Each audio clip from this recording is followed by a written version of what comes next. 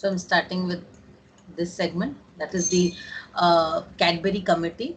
बहुत important segment है business ethics and corporate governance में. The concern relating to corporate governance in the private sector in Britain led to the setting up of Cadbury Committee. क्या हुआ? Corporate governance को लेकर कुछ issues हुए Britain के private sectors में, private sector companies में, ऑर्गेनाइजेशन में, जो स्टेक होल्डर्स का, जहां पर भी स्टेक होल्डर्स का कंट्रीब्यूशन रहता है तो definitely stakeholders will demand justice कि भाई उनके पैसे प्रॉपरली यूटिलाइजेशन हो रहे हैं, नहीं हो रहे हैं, फाइनेंशियल रिपोर्ट्स, प्रॉपर ऑडिट, ये सारी चीजें उनको चाहिए. सो एक कंसर्न हुआ, बहुत सारे इश्यूज हुए. Then in Britain they set up a Cadbury committee in the year 1991. ठीक है. तो this was mainly to address the concern of the stakeholders in Britain. तो 1991 में तो कमिटी एस्टैब्लिश हुई थी. इसमें कौन कौन थे?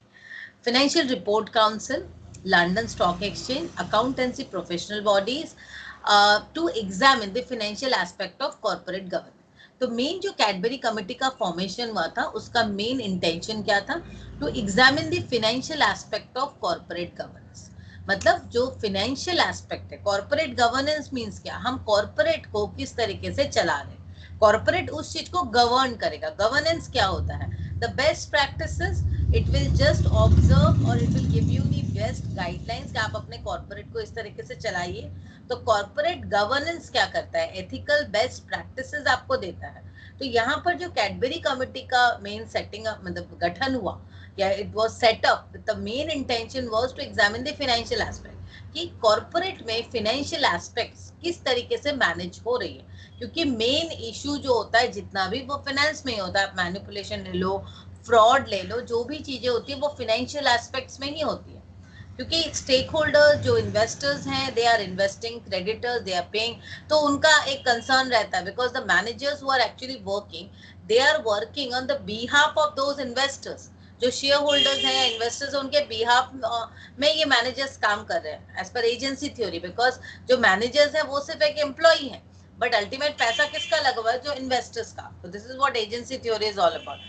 So the managers or the employees, whoever are working in the company, or the management who is actually taking care of all this management activities, they are working on the behalf of the investors or the shareholders. मतलब वो owner है, owner जो है वो investor है, who is not actually working, तो उनके behalf में इन लोग काम कर रहे हैं. तो अब इन लोग जो काम कर रहे हैं तो financial aspect को इसलिए consider करना बहुत important हो गया.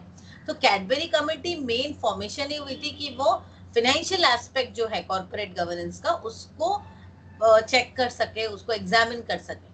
So in 1992 the committee report was published as the voluntary code of best practices. तो 1992 में इन लोगों ने अपना रिपोर्ट पब्लिश किया, जिस रिपोर्ट में था the voluntary means this was regarded as the best practice, was published as the voluntary code of best practices. मतलब गवर्नमेंट ने इसको स्टैट्यूटरी नहीं किया था, इट वाज वॉलंटरी. जो भी कंपनीज, प्राइवेट कंपनीज मानना चाहती है उसको मान सकते हैं. वॉलंटरी मतलब it was considered as the best corporate governance practice. The report comprised various recommendations for the board of directors of many listed companies in the UK.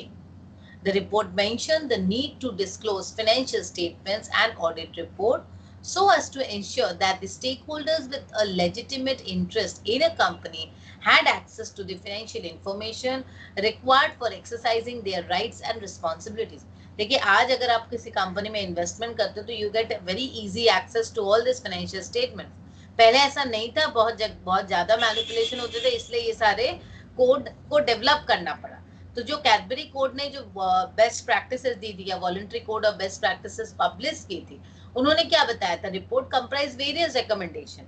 तो बोर्ड ऑफ डायरेक्टर्स जो थे, कुछ लिस्टेड कंपनीज जो थी UK में, उनको recommend किया गया था कि ये आपको मतलब चीजों को डिस्क्लोज करना है. डिस्क्लोज फाइनेंशियल स्टेटमेंट्स को डिस्क्लोज करना है, ऑडिट रिपोर्ट को डिस्क्लोज करना है, सो दैट जो भी लेजिटिमेट स्टेक होल्डर्स हैं, जिनको एक्चुअल में जरूरत है अपने, भाई मैंने पैसे लगाए हैं तो मेरा लेजिटिमेट इंटरेस्ट है कंपनी के ऊपर कि कंपनी मेरे पैसे का क्या कर रही है, तो मैं एक्सेस कर सकूं फाइनेंशियल इंफॉर्मेशन को. ठीक है, for exercising their rights and responsibility. The report encouraged organizations to disclose company financial statement as it felt transparency was the basis for public confidence in the corporate system. तो ये Cadbury committee जो थी उस report में encourage किया गया था, it was encouraged कि भाई अगर एक ट्रांसपेरेंसी रहती है, पब्लिक को फाइनेंशियल स्टेटमेंट्स प्रॉपर्ली दिखे, समझ में आए, तो ऑटोमेटिकली कॉर्पोरेट सिस्टम के ऊपर एक बेस आ जाता है, हमारा फेथ आ जाता है, ठीक है।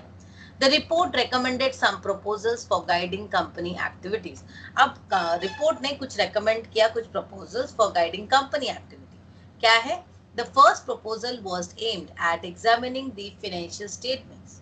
पहले proposal जो था कि वो भाई financial statements को examine करना है and assisting the directors in fulfilling their duties and protecting the organization against their undue concentration of power.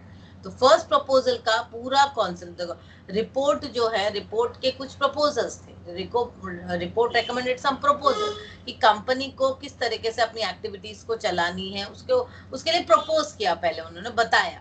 तो फर्स्ट प्रपोजल था कि फाइनेंशियल स्टेटमेंट को किस तरीके से बनाया जाए, एग्जामिन कैसे किया जाए और डायरेक्टर्स को उनके रोल्स एंड रिस्पॉन्सिबिलिटीज को निभाने में और प्रोटेक्ट करने में, ऑर्गेनाइजेशन को प्रोटेक्ट किया जाए their undue concentration of power, मतलब उनके ऊपर जैसे डायरेक्टर्स हैं उनके ऊपर पावर ज्यादा कंसंट्रेट ना हो, इसके कारण उनको प्रोटेक्ट करने के लिए तो डायरेक्टर्स का भी अपना एक responsibility, he is also working as an employee, तो वो एम्प्लॉय जैसा ही फील करे, ज्यादा पावर ना हो।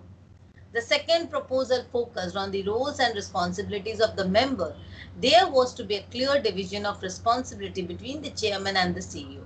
These roles were not to be combined and carried out by one person.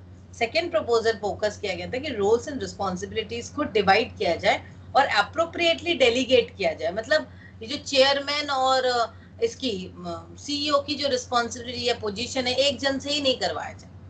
The third proposal was concerned with the remuneration package. बहुत important section है ये remuneration package of executives का, क्योंकि जो non executive director committee है, ये जो Companies Act 2013 में बहुत ज़्यादा focus किया गया non executive director के बारे में, तो उनका मतलब formation होना, salary proposal जो है, this committee was to disclose details about the remuneration package in company's annual report. Company's annual report में directors की पूरी salary का disclosure होना जरूरी है।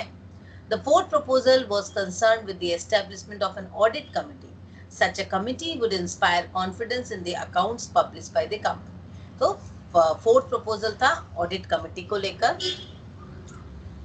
According to a 1993 London Stock Exchange regulation, companies were obliged to state in their annual reports whether they are complying with the code of best practices and to give reasons for any non-compliance. 93 में London stock exchange regulation ने ये बताया था कि London stock exchange ने ये clearly मतलब क्या बोलते हैं डिस्क्लोज किया या इन्फॉर्म किया कि हर कोई को ये जो कैडबरी कमेटी का जो बेस्ट प्रैक्टिस है इसको मानने की जरूरत है, मतलब जो भी कंपनीज लिस्टेड हैं, लिस्टेड कंपनीज के बारे में, they are obliged to state in their annual report whether they are complying with the code, right? So if they are not complying, तो वो भी बताना पड़ेगा the reason. The main objective of the obligation was to provide feedback about the compliance.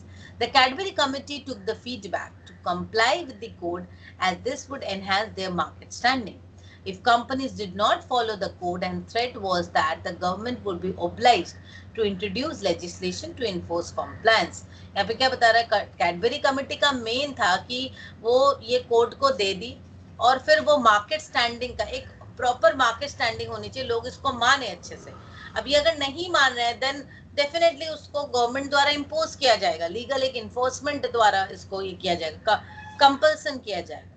The theories concerning corporate governance focus attention on the policy and decision-making structure of large companies. They stem from the concern for the rights of shareholders and the responsibilities of senior executives. They emphasize the need for openness in decision making and require corporates to be governed in accordance with perceived business value. देखिए यहाँ पर बता रहे हैं कि ये जो हमने कैडबरी कमेटी का रिपोर्ट भी हमने देखा और मेन जो कॉर्पोरेट गवर्नेंस के ऊपर पूरा फोकस क्या है कि बड़ी बड़ी कंपनी जो अपने डिसीजंस लेती हैं तो वो डिसीजंस में वो अकाउंटेबल हो, उनकी रिस्पॉन्सिबिलिटीज हो, तो उसके लिए ये कॉर्पोरेट गवर्नेंस के डिफरेंट कोड्स या कोड्स ऑफ एथिक्स को डेवलप किया गया। ठीक है।